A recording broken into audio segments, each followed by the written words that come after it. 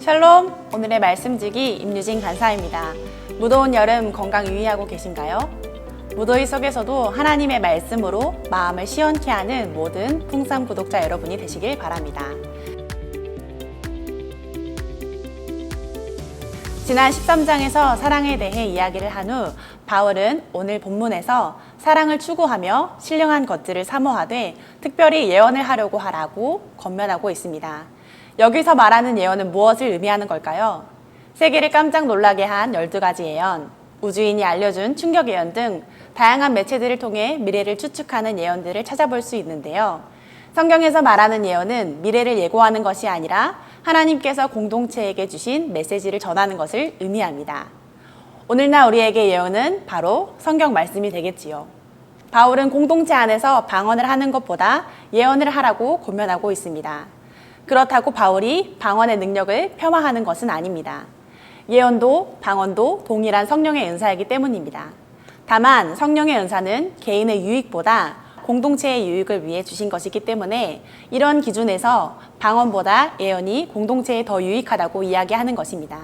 3절, 4절, 5절, 12절에는 덕을 세우다라는 표현이 반복적으로 등장하는데요. 이것은 헬라어로는 오이코도메라고 하며 오이코도메는 건물을 세우는 것과 같이 단단하고 견고하게 세워가는 것을 표현할 때 사용되는 단어입니다. 방언은 하나님께 하는 것으로 나의 덕을 세우는 것이고 예언은 공동체에 하는 것으로 공동체를 세워가는 것입니다. 하나님께서 주신 선물은 그 목적에 맞게 사용해야 합니다. 그렇기에 공동체에서는 신령한 척하면서 구별되어 방언을 하는 것보다 하나님의 말씀을 예언하여 공동체를 강하고 단단하게 세워가는 것을 바울은 권면하고 있는 것입니다. 편지 속에서 성령의 은사를 나열하는 것을 미루어 보아 고린도 교회에는 은사를 사모하는 열정이 크고 실제로 은사를 받은 이들이 많았던 것으로 보입니다. 그중 바울이 특별히 방언하는 자에게 경고하는 글을 쓴 것은 방언으로 자신의 영적 우월감을 드러내는 자들이 있었기 때문입니다. 바울은 통역 없이 방언을 말하는 것은 다른 사람에게 덕을 세우지 못한다는 사실을 가르치면서 영적 은사보다 더 중요한 것은 인격적 성숙임을 강조하고 있습니다.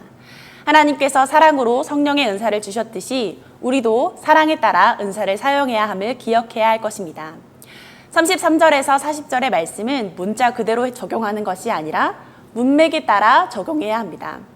그 당시 고린도 교회의 남편과 아내의 문제가 공적 모임에까지 영향을 미쳐 공동체를 세워가야 할 예언 중에 무질서하게 드러나는 일들이 생긴 것으로 보입니다.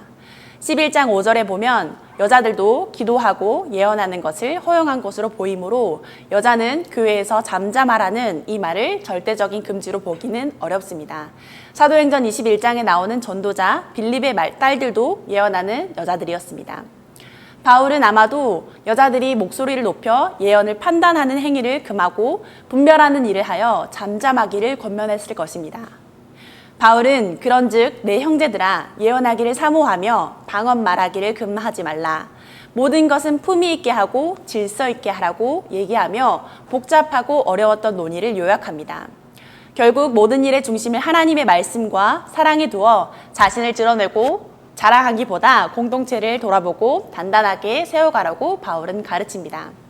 오늘 말씀을 묵상하며 여러분도 여러분이 속한 공동체 안에서 방언하는 목소리를 내고 있는지 아니면 공동체를 세워가는 예언의 말을 하고 있는지 돌아봤으면 좋겠습니다. 하나님의 말씀을 진일겨 이야기하는 풍삼 독자 여러분이 되시길 바랍니다.